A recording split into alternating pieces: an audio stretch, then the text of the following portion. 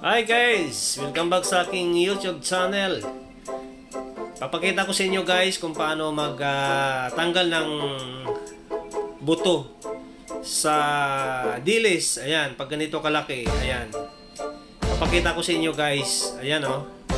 Kasi gagawin ko itong kinilaw para mayroon akong pulutan kapag ako'y nagtungga-tungga ng kaping mabula. So ayan guys ha. Tingnan nyo lang tinatanggalan ko siya ng buto sa gitna.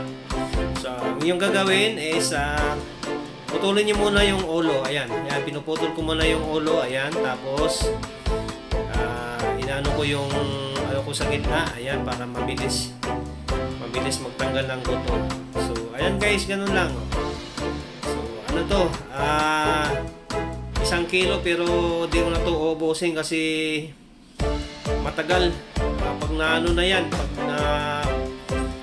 tanggalan na ng buto yan, mga kalahating kilo, marami na yan. Lagyan mo na lang ng lagyan mo na ng pipino, sibuyas na dahon, sibuyas na buo, luya, tapos ano pa ba ilagay sa kinilaw,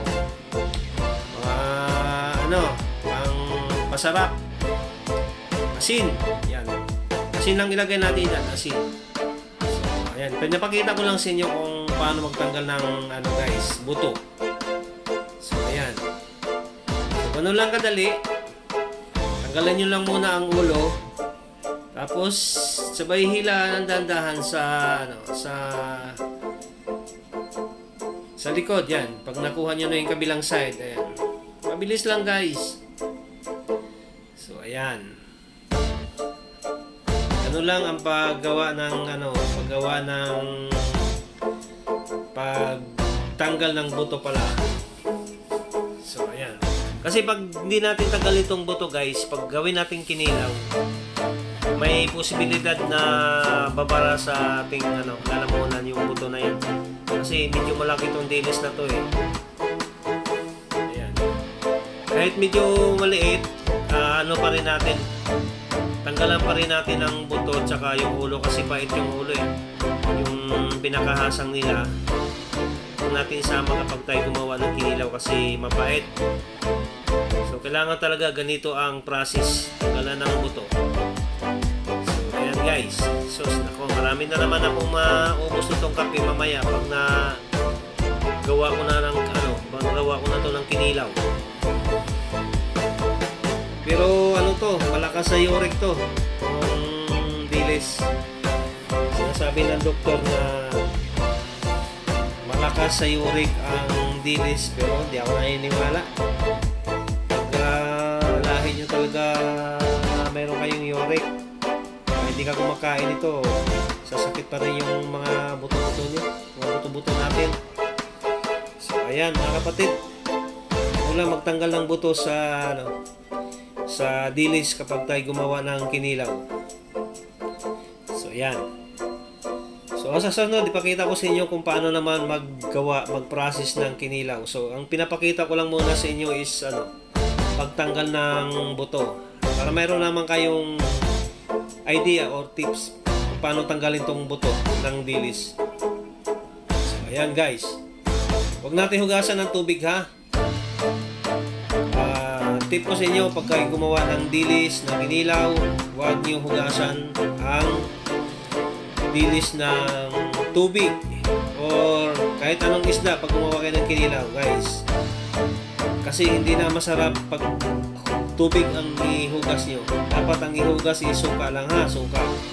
Mga 3 hugas lang or 4, tapos konting piga-piga, matanggal na yung niya, yung langsa niya. Yan, ganun lang paggawa ng dilis. Kasi pag hugasan nyo ng pag hugasan nyo ng tubig, laman kasi yan guys, sinisip-sip yung tubig kapag hinugasan yan. So dapat lang talaga suka ang hinugas yan. Yan ang tips ko sa inyo ha. 4 ng hugas o 5. Piga lang ng konting piga. Huwag naman natin piga ng malakas kasi hindi na masarap kayo kasi madudurog eh. So yung normal na piga lang, matanggal na yung matanggal na yung niya, yung tubig niya, kasi lang malangsa kasi yan eh. siya malangsa sa isda o ano, dilis. So dapat sa kinilaw hindi siya malangsa kasi hilaw kasi ito eh. Dapat mabango. So yan, pag nagawa na to ng ng kinilaw, lagyan lang natin ng mga panghalo. Diyos ko, napakasarap. Lagyan mo lang ng luya, napakaraming luya. Saka sibuyas na dahon, sibuyas na buo, paminta. Wag lang bawang, hindi na kailangan ng bawang. Tapos pipino. Naparami ka talaga ng kape nito. Saka hindi lang kape, baka mapakain ka pa ng kanin. So ayan. Ito marami-rami na yung tinanggalan ko ng buto. So ayan, medyo na marami na yan. So pakita ko naman sa inyo kung paano mag-process ng kinilaw.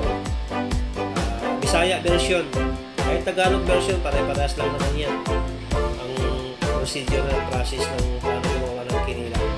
So yun lang guys, maraming salamat sa iyong panonood at sana nakakuha kayo ng tips or idea. Salamat!